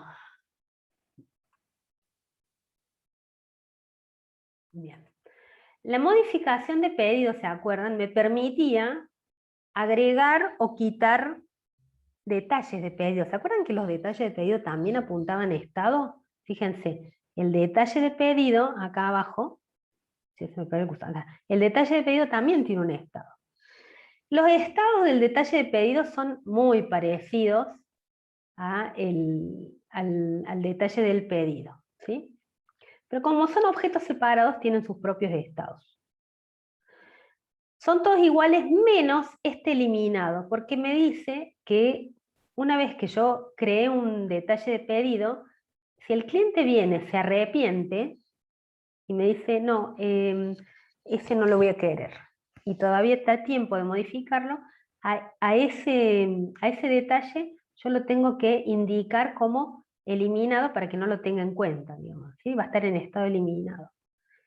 Entonces, esta es una transición y un estado que el objeto detalle de pedido de la clase detalle, los objetos de la clase detalle de pedido pueden tener y que es diferente. O sea, fíjense, el pedido tiene su propia máquina de estado y los detalles de pedido tienen su propia máquina de estado. Hay que darse cuenta cuando son distintos.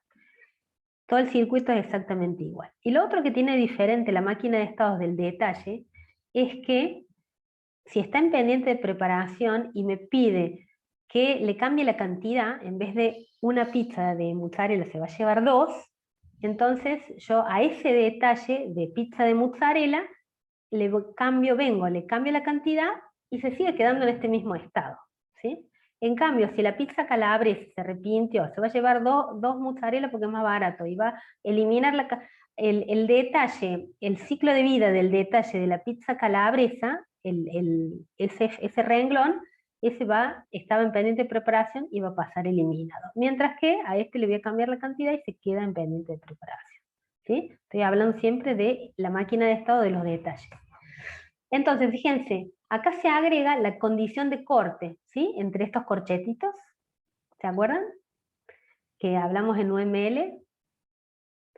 Acá pongo una condición entre corchetes y digo, modificar el pedido. El caso de uso, modificar el pedido hace que en los estados de los detalles del pedido cambien de estado, ¿sí? Si yo dice, se elimina el pedido, no. ¿Sí? ¿Por qué? Porque simplemente le voy a cambiar cantidad. Entonces con el método setCantidad hace que la transición sea dentro al mismo estado. Mientras que esta misma condición, si yo pongo se quitan ítems al pedido igual así, entonces en vez de quedarse acá, transiciona acá, ¿sí? El nombre de la condición tendría que ser el mismo, ¿sí? Porque si se elimina el detalle de pedido no y se elimina el detalle de pedido sí, entonces hace que, fíjense, es el mismo caso de uso. ¿Cuándo uso yo estas condiciones de corte? Cuando tengo que usar el mismo caso de uso para dos transiciones distintas. ¿Cómo sé que se queda acá y cómo sé que pasa acá? Por la condición de corte, ¿sí? El caso de uso es el mismo, modificar pedido, y si digo, bueno, si se elimina el pedido, es igual a no, le cambio la cantidad y se queda acá. En cambio, si se elimina el pedido y es igual a sí, tiene que ejecutar el eliminado y se va para este estado. ¿Se entendió? Sí, profe, una consulta. Por ejemplo, yo no elimino todo el pedido, sino que elimino, no sé, pido 3 pizzas, elimino una, me quedan 2. Sí. ¿Ese de eliminado no podría ir en preparación también? ¿O se elimina todo el pedido y se hace uno nuevo con 2 ítems? No, el pedido no cambia. Vos cuando cambias un detalle de pedido, vos cuando modificás un detalle de pedido, podés, ¿qué quiere decir modificar el pedido? Primero que antes de mostrarte los detalles para que vos los cambies, se va a fijar primero si el pedido está en estado pendiente de preparación, ¿sí? Ese es la regla de negocio, que si está en otro estado distinto, dependiente de preparación, no te deja hacer modificación, ¿sí? Claro, pero acá estamos hablando de cada detalle, por ende cada rengloncito de cada detalle del estado que... Exactamente. Entonces ahora estamos hablando, vos Claro, por cuando ejemplo, analizás esto... le doy un ejemplo, no sé, hay 3 pizzas, todavía están pendientes de preparación. Sí. Me arrepiento y quiero 2, porque no Sí. sé, me llamaron y me dijeron 2 personas que no iban. Sí. Solamente estaría eliminando un ítem, entonces Sí. de eliminado no podría después pasar en pendiente de preparación porque estaría eliminando un solo ítem y no todo el pedido. No, pero Cada ítem es acuérdense... un detalle, ¿no? Sí. ¿Cómo miramos la máquina de estado? Cuando nosotros hacemos el ejercicio de hacer, digamos, de ir de acá a acá, acá, estamos pensando en un objeto. Si vos tenías 3 pizzas, tenías 3 detalles. Agarrás el detalle 1. El detalle 1 es la mozzarella. ¿Esa era la que vos querías eliminar? Bueno, entonces agarramos ya entendí el perfecto, se detalle hace por cada mozzarella, detalle. estamos en pendiente de preparación. A la mozzarella, ¿la quiero eliminar? Sí, listo, pasa a estado eliminado y no la veo más. Y los otros detalles, ¿querés cambiar algo? No, quedan igual. Listo, entonces los otros detalles no hacen nada. Se quedan en pendiente de preparación como estaban antes. Perfecto. ¿Entiendes? Sí, entendí perfecto. Gracias. No, por nada. Dice, sí, son como los parámetros que pasaban en función. Cada detalle de pedido es un objeto, exactamente. ¿Sí? Entonces ustedes cuando piensan en el caso en particular, siempre piensan en un objeto particular, en una ejecución, en un ciclo de vida de un objeto en particular. Si acá ustedes están viendo la máquina de estado de detalle de pedido, piensan en los rengloncitos del pedido. Si ustedes están viendo la máquina de pedido, no, entonces piensan en el pedido completo. ¿Estamos bien? Si hubiera una regla de negocio que no te dejara modificar el detalle, sí. Directamente hablaríamos del estado, pero únicamente del pedido, ¿no? Exactamente. Si no se pudiera modificar el detalle, no tendríamos 2 máquinas de estado, no haría falta. La Claro. modificación es la que me hace que yo tenga otra máquina de estado distinta para los detalles. ¿Sí? Sí, sí. Bueno, Profe, sí. una pregunta. En la máquina de estado, esa que afecta al detalle del pedido, por ejemplo, el estado facturado no estaría como de No, porque más, vos no, porque los facturaste, digamos, a los pedidos. pero facturé el pedido. El detalle del pedido no tiene, digamos, relación directa con la facturación. Sí, lo podemos discutir, qué sé yo, puede ser. Lo que vos Porque noto que es el mismo que el otro, pero hay varios que van a hacer la misma cadena. Por ejemplo, hay varios que después de que no se modifique, sigue todo exactamente igual que el otro, digamos que los estados de pedido. Entonces es como que yo veo como que puede ser que haya varios estados que después de una serie de instancias en las que pueda ser modificado y afecten a ese detalle de pedido en este caso, después las otras instancias de facturación es como que va a seguir todo un curso muy predecible, o sea, ya no se va a ver afectado. No sé si Bueno, me este explico. análisis está hecho así y vos podés seguir los detalles hasta que se facturan, digamos, ¿sí? Lo que no quita que vos pudieras hacer otro análisis distinto y bueno, y manejar otros estados.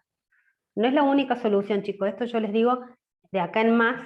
Nosotros discutimos la solución propuesta, que entendemos que es la mejor, la más clara para dar clase, qué sé yo.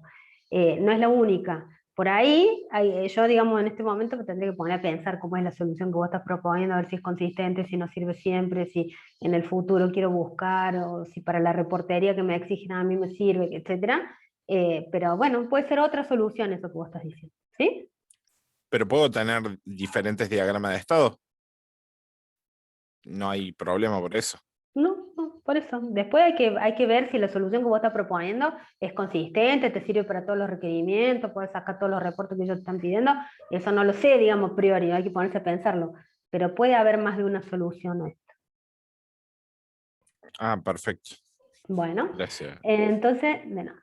Entonces, ¿qué es lo que dice acá? Pues lo estoy tapando. Bueno, entonces, ¿se acuerdan que dijimos que el diagrama de máquina de estados es un diagrama de UML que modela comportamiento y la vista dinámica? Acuérdense que la vista dinámica, ¿qué quiere decir que una vista sea dinámica? Que de alguna forma modela el paso del tiempo, ¿sí? Acá claramente modela el paso del tiempo porque es como evoluciona un ciclo de vida, ¿sí? Para que un ciclo de vida evolucione, y está mostrando que esto pasó en un momento, esto pasó en otro momento, etc. ¿Sí? Por eso es un diagrama dinámico.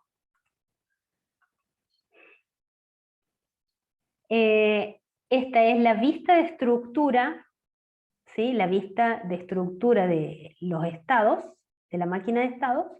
Esta es la vista dinámica, y el comportamiento estático lo vemos a través de los casos de uso que yo necesito para hacer las transiciones de estado.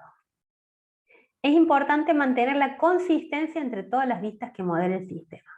¿Qué quiere decir eso? Espérenme un poquito que quiero volver atrás porque es re importante. Si ustedes me hacen una maquinita de estas máquinas de estado, que está hermosa y que tiene casito de uso, el método que yo uso para hacer la transición, tiene el nombre del estado, está todo hermoso. Pero ustedes acá en la clase pedido, estamos analizando la clase, la máquina de estado pedido, ¿cierto?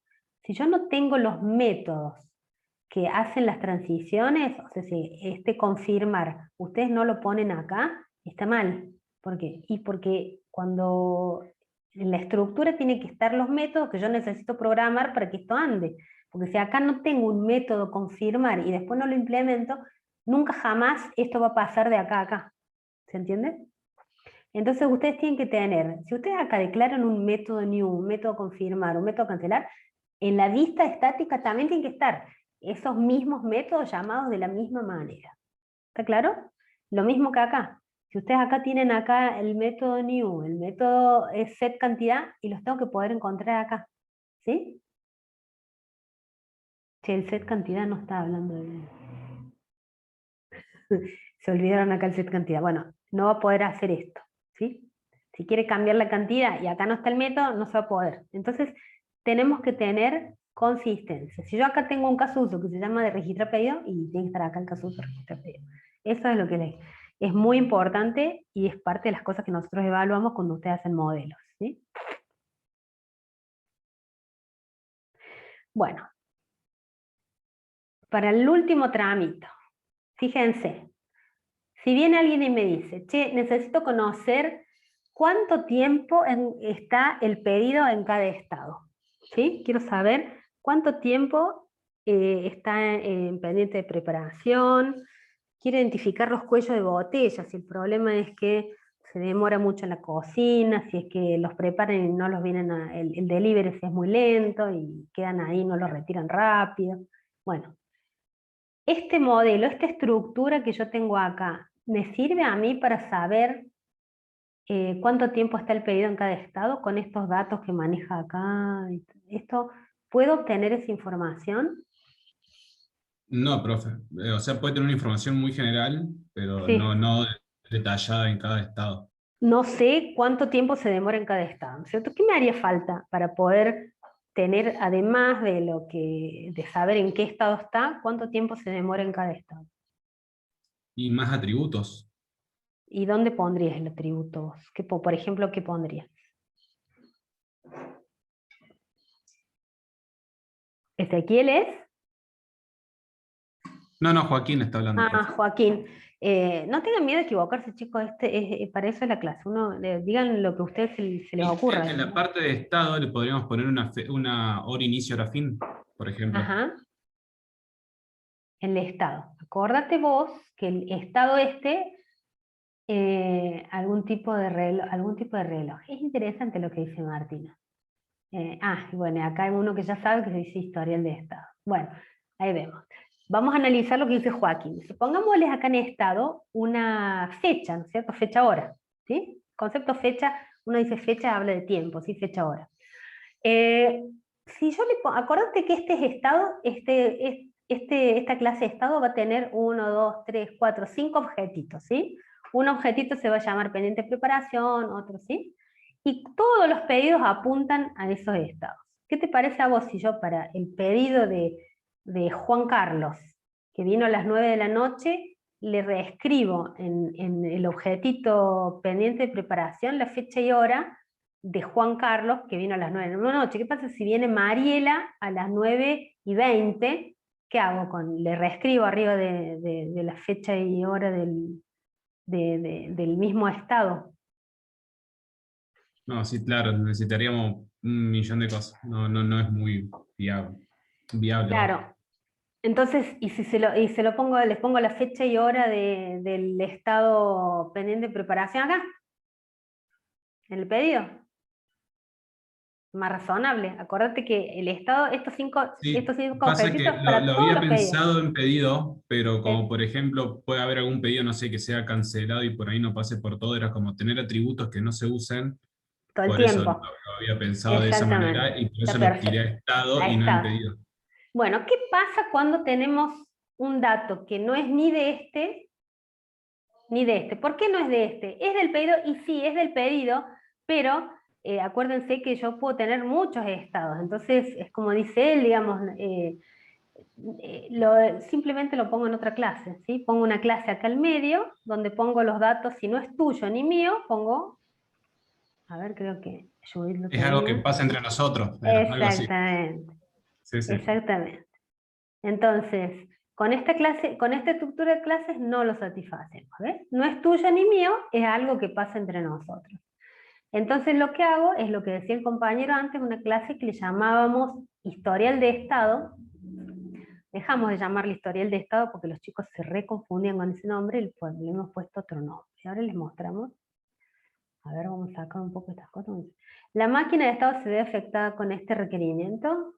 ¿Qué les parece? Con este requerimiento nuevo donde yo registro la fecha y hora de cada cambio de estado. Que vamos a poner acá una clasecita al medio que me tome una transaccioncita que me vaya tomando el registro cada vez que el pedido cambia de estado, ¿no? ¿Qué les ¿Cambio parece? de estado sería? Claro, cambia de estado, cambio de estado. ¿Esto va a cambiar con eso? No, no va a cambiar porque solo necesita la fecha de inicio del estado y la fecha final del estado. Exactamente, no cambia nada, simplemente es como que yo registro más cosas que antes no registraba, genero una estructura para tomar datos que antes no los tomaba, digamos, pero esto no cambia, este análisis es absolutamente válido así tal cual como está.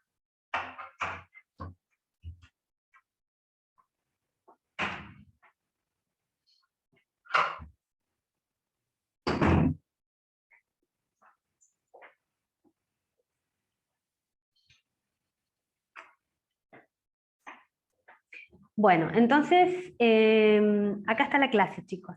¿Ven? Es una clase que ponemos entre pedido y estado, que es una transacción, porque yo registro la fecha y la hora, y me va mostrando la evolución por qué estados va pasando este pedido particular. Fíjense cómo es la relación. La relación es el pedido, un pedido tiene uno o muchos cambios, ¿por qué? Y todos los cambios por los que transite, ¿sí? Y cada uno de estos cambios apunta a un estado en particular, ¿sí? Y registra la hora que cuando está en pendiente de preparación y hace la transición hasta en preparación, se crea un objetito de cambio de estado, pone la fecha hora que va a pasar a en preparación, ¿sí? Y apunta a en preparación, ¿sí? Y cuando tenga que pasar a pendiente de facturación, se crea otro objetito nuevo, va a estar apuntando a pendiente de facturación, y al cambio de estado viejo le ponemos la fecha de hora fin, que está acá, la fecha de hora fin, para saber que ya cambió de estado, ¿sí? ¿Cómo sé yo cuál es el estado actual de un objeto en un sistema? Cuando mantengo esta clase cambio de estado de pedido.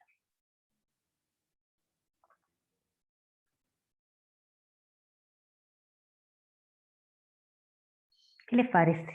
¿Cómo puedo averiguar en qué estado? Como fíjense, el pedido va a estar vinculado a muchos cambios de estado. ¿Cómo sé cuál es el estado actual? ¿Con el método getEstado? Sí, con el método getEstado en realidad sé cuál es el estado, pero ¿cómo sé El si que es no tiene la fecha fin, porque todavía no terminó. Exactamente, el que tiene la fecha fin igual a null, ese es el estado actual. ¿Por qué? Y porque todavía sigue en ese estado, no se terminó, ¿sí?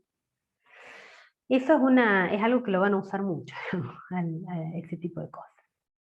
Bueno, vamos redondeando la idea, resumiendo, ¿sí? Entonces, vimos de los diagramas de UML que usamos para modelar, la máquina de estado es un diagrama de comportamiento que modela clases, en este caso modela clases de análisis, ¿sí?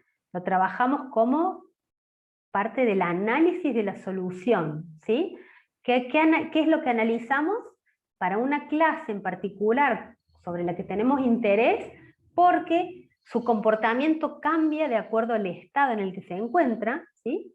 Porque hay reglas de negocios asociadas a esos estados, entonces el comportamiento de esa clase va a cambiar, entonces hago el análisis correspondiente de esa clase de análisis, que suelen ser transacciones o algún otro objeto de tipo normalmente de entidad, que son los que manejan las reglas de negocio del sistema, ¿sí?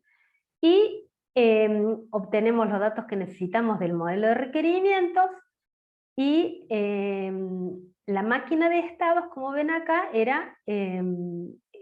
un artefacto que me ayuda a hacer análisis de todos los estados posibles por los que pueden pasar los objetos de una clase determinada, ¿sí?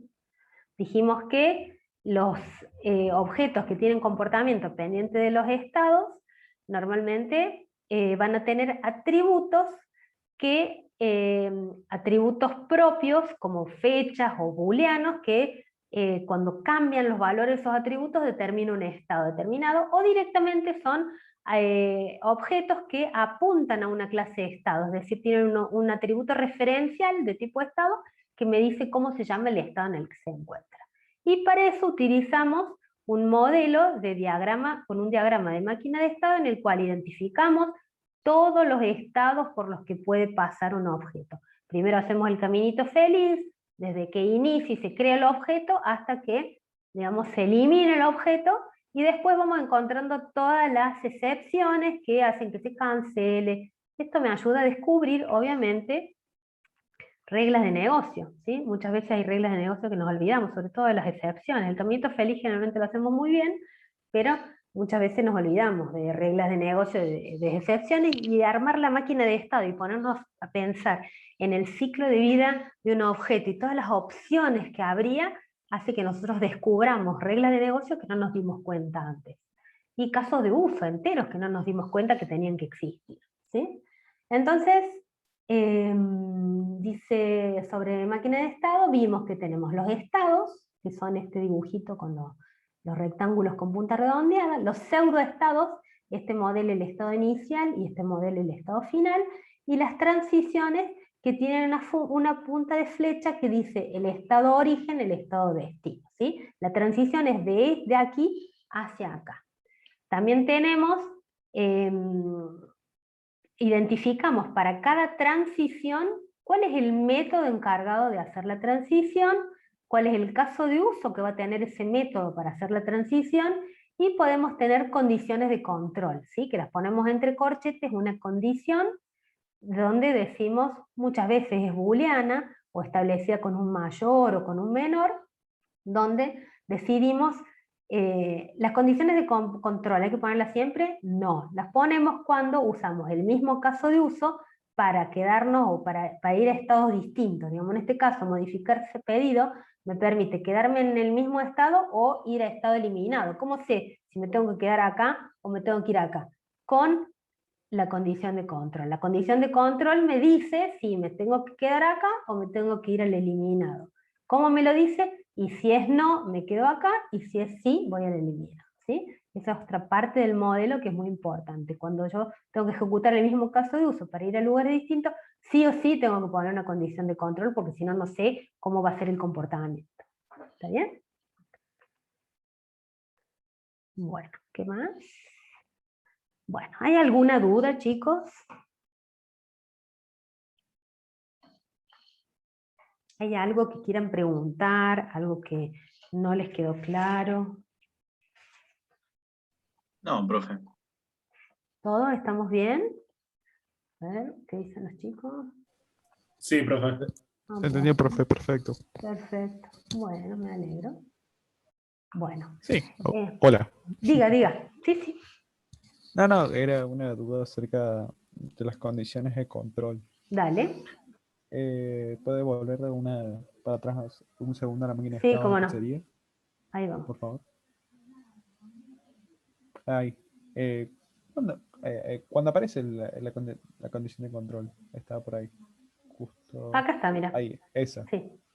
¿Cuándo se usa? O sea, cuando tendrás es como un if, sería. Yo te voy a decir una cosa. Claro, es un if. ¿Es un if o no? Nosotros los if no los queremos mucho. No somos amigos de los if. Usamos otras cosas. Pero sí, me permite... ¿Cuándo usamos? O sea, siempre, ya dijimos, siempre no siempre. A veces, la vez que es obligación, les voy a decir así, ¿cuándo es obligatorio usar una condición de control? Cuando ejecuto el mismo caso de uso para ir a dos estados distintos. Por ejemplo, acá el caso de uso, modificar pedido, me dice, podés modificar un pedido y quedarte en el mismo estado, o podés modificar pedido e irte a otro estado, ¿sí? Entonces, ¿cómo sé yo, cuando viene un estímulo de un caso de uso, modificar pedido, qué es lo que tengo que hacer? Y eso ahí es obligatorio usar la condición de control para que sepamos exactamente si quedarnos acá o ir acá, ¿sí? Entonces acá tenés que encontrar cuál es la condición de control que hace que vos decidas si quedarte acá o ir para acá. En este caso es, ¿se elimina el ítem de pedido? No. Si no se elimina, entonces ejecuto set cantidad y lo único que hago es, acuérdense que estamos hablando de un rengloncito, un renglón de una pizza, digamos, del detalle de pedido, ¿sí? Entonces, tenemos una pizza calabresa, ¿cierto? Entonces, ¿se elimina el ítem de pedido? Sí, lo quiero eliminar porque no voy a comprar calabres. Entonces, bueno, listo, entonces el detalle, pizza calabresa, pasa a estado eliminado, y no lo voy a ver más, ¿sí? Dice, no, quiero 2 pizzas calabresas. Entonces, ¿se elimina el ítem de pedido? No, lo que hago es que cambio la cantidad, y el detalle pizza calabresa se queda en pendiente de preparación, con la diferencia que ahora tiene 2 pizzas y no 1. ¿Se entiende? Sí, profe, se entiende. Muchas gracias. ¿A cuáles estados le llamo pseudoestado? Pseudoestado se le dice a estos, ¿ves? Estos indicadores que no son estados, porque no son estados, sino que me hace referencia al estado al cual está vinculado, ¿sí? El pseudoestado es una situación particular asignable a un estado vinculado con el pseudoestado. Cuando vos tenés un pseudoestado que está relacionado con el estado inicial, ¿sí? Vos ya sabés que para llegar a ese estado tenés que hacer un new. ¿Por qué? Porque es el estado inicial el que crea el objeto. Mientras que si vos tenés algún estado vinculado al estado final, vos tenés que saber que esos estados no pueden tener salidas, digamos, no pueden tener transiciones para otro lado que no se terminan. ¿Por qué? Porque es estado final, ¿sí? Los estados finales no tienen vuelta atrás. Y si es estado final, se termina ahí y no puede volver a la máquina de estado a otro estado. Esos son los pseudoestados. Me indican los estados vinculados a un comportamiento determinado, son restricciones, no pueden hacer lo que quieran, ¿sí? ¿Algo más, chiquis?